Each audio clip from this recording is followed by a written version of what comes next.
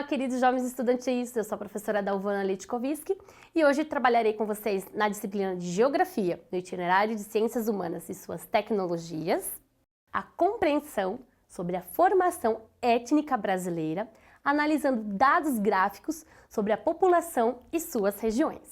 O Brasil, em 2021, chegou a 213,3 milhões de habitantes. E o que isso significa? Que tem muita gente? Também. Mas isso significa que dentro do Brasil nós temos vários povos, várias pessoas, tipos de pessoas. E a gente vai conhecer um pouquinho mais sobre cada região e quais são essas pessoas que vivem nessas regiões. Vamos começar pela região Nordeste do Brasil.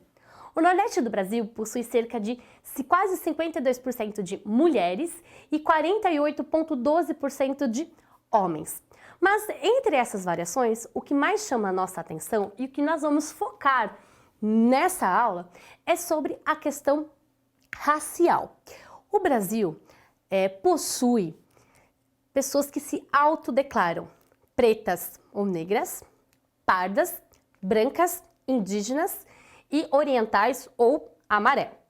Só que, professora, o que faz uma pessoa se autodeclarar parda ou preta, branca, amarelo, indígena? Vejamos. Estudos mostram que não há um consenso sobre o que é uma pessoa parda, o que é uma pessoa necessariamente indígena.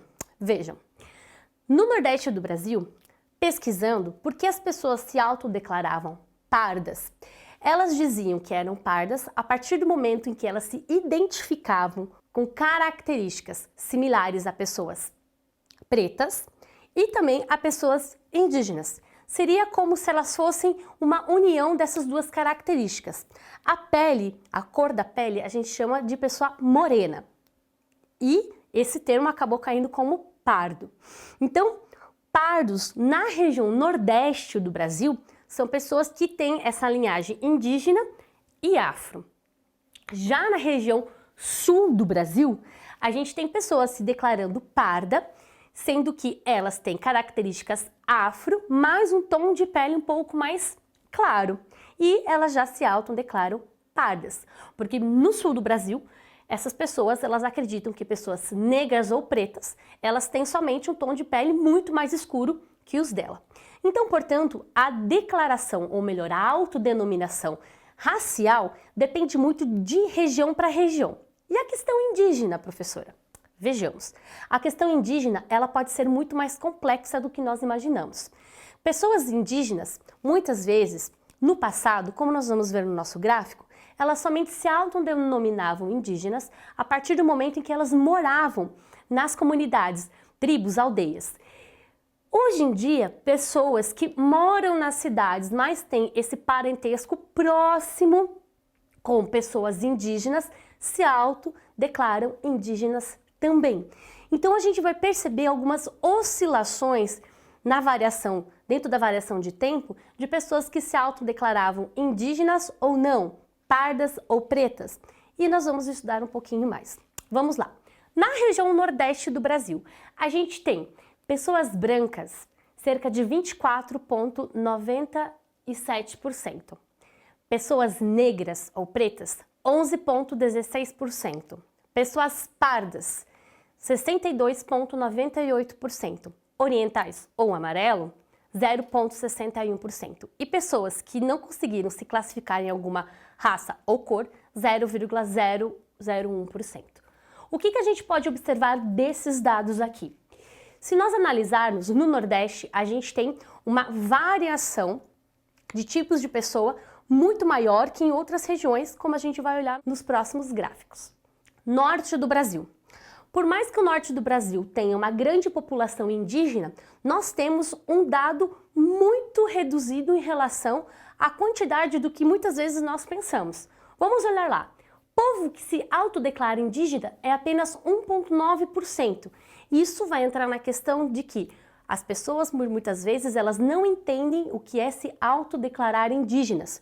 Elas têm todas as características, elas têm o antepassado próximo em comum com povos indígenas, mas por elas morarem em grandes centros urbanos ou até mesmo cidades que são próximas às regiões de reserva indígenas, mas elas moram na cidade, elas acabam não se autodeclarando indígenas. Pessoas pardas, 67,2%, e o que isso vai mostrar? Vai trazer pra gente que essas pessoas pardas, elas têm aquela mesma característica que eu falei agorinha para vocês. Um parentesco afro e um parentesco indígena, mas elas vão entrar nesse caminho ali do movimento das pessoas pardas.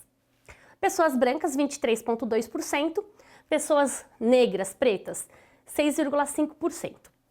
E amarelo oriental, 1,1%. Vamos analisar, pessoal. Pessoas pretas, no norte nós temos menos pessoas pretas por uma questão de escravidão. Historicamente, a gente sabe que o Brasil manteve 300 anos aí de escravidão. Só que na região norte do Brasil nós tivemos menos casos de fazendas com trabalho escravo de pessoas afro, mas nós tivemos mais casos de pessoas escravizadas indígenas. Centro-Oeste do Brasil. O Centro-Oeste do Brasil é um território onde nós temos a população dividida em regiões mais específicas, mais concentradas, não é uma região demograficamente bem espalhada, e o Centro-Oeste do Brasil é recente, então nós temos muitas pessoas remanescentes da região Nordeste, que lá na década de 50, com a construção de Brasília, a gente vai ter ali no final da década de 50, com a construção de Brasília, a gente vai ter essas pessoas morando na região Centro-Oeste. Então a característica das pessoas do Centro-Oeste é muito parecido com as características das pessoas do Nordeste. Sudeste do Brasil. O Sudeste do Brasil é a região mais populosa, concentrando ali São Paulo, né, o estado de São Paulo e a cidade de São Paulo, a capital, sendo a região mais populosa do Brasil, e nós vamos ter pessoas, 52,2% dizendo que são brancas, 37,6% pardos e 9% pessoas pretas. Novamente, dentro desses dados, quanto mais ao sul do Brasil, mais pessoas brancas se autodeclarando brancas nós vamos ter, e nós já vamos entender o porquê disso.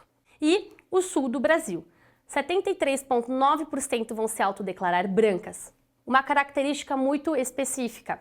O sul do Brasil teve uma grande quantidade de imigrantes europeus no final do século XIX, né, meados para o final do século XIX, assim como o sudeste do Brasil, a região de São Paulo, onde vieram principalmente italianos, né, pessoas orientais.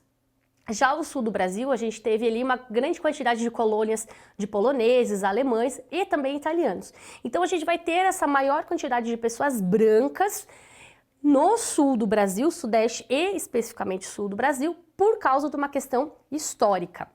Pessoas pardas, 20,6%, lembrando que essas pessoas pardas, por muitas vezes, elas poderiam ser consideradas pretas no Nordeste, mas elas se autodeclaram pardas. Pessoas pretas, 4,8%, indígenas e amarelos, 0,7%. Agora vamos falar do nosso gráfico.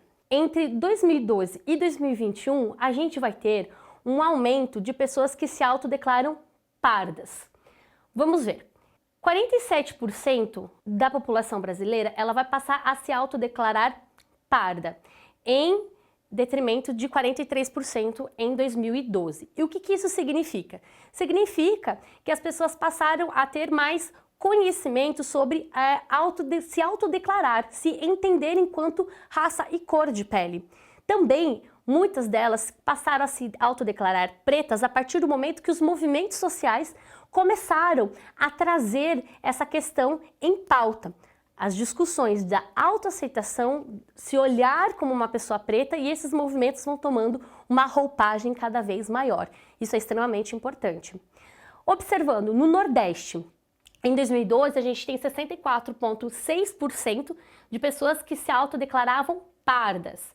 Já em 2021 a gente teve uma diminuição, mas por quê? Porque a gente teve um aumento de pessoas que se autodeclararam pretas. Portanto, a gente tem pessoas tomando cada vez mais consciência sobre essa questão da sua raça, da sua cor. Sudeste, a gente vai ter ali 38,7% em 2021 e 36,4% em 2012, falando que são pardas.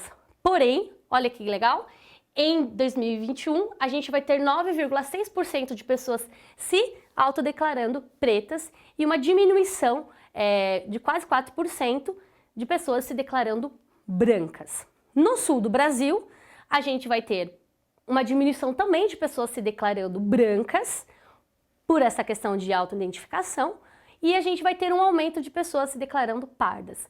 Centro-oeste do Brasil, a gente vai ter um pequeno aumento também, 55,8% de pessoas se declarando pardas. O que isso vai mostrar pra gente? Que o Brasil é um dos povos mais miscigenados do mundo. Nós recebemos em vários momentos da nossa história, pessoas do mundo inteiro, desde o século XVI, no período da nossa colonização, até agora, com essas novas ondas migratórias que nós tivemos acontecendo aí pelo mundo inteiro. E no meio de tudo isso, o Brasil fez uma grande mescla. Cada região ela é específica, porém, nós ainda temos essa característica de um povo colorido e diverso. E é preciso sim, esse povo se identificar para a gente saber o que a gente quer, pelo que o Brasil quer lutar. Vamos assistir um vídeo sobre o povo brasileiro. Foi da mistura de diferentes etnias que surgiu o povo brasileiro. E junto com ela surgiu também uma fusão única de culturas na música, na religião e na dança. Diferentemente de outros países envolvidos com o comércio escravocrata, a herança africana do Brasil ainda é muito presente hoje. Uma das diferenças marcantes entre o Brasil e o sul dos Estados Unidos é o fato de que não apenas mais escravos vieram para o Brasil do que para o sul dos Estados Unidos, mas continuaram a vir por um período de tempo maior e até o século XIX, de modo que houve uma renovação constante dos africanos e da cultura africana no Brasil. And of African culture to Brazil. No dia 13 de maio de 1888, a escravidão foi abolida no Brasil. Isso causou um grande declínio na mão de obra. O governo brasileiro decidiu então incentivar a imigração em massa de países europeus, como Portugal, Espanha, Itália e Alemanha. Isso fez com que novos povos e culturas viessem para o Brasil.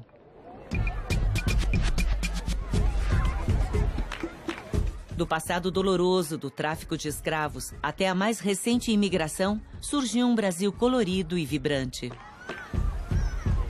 E ele permanece como uma das nações mais miscigenadas do planeta.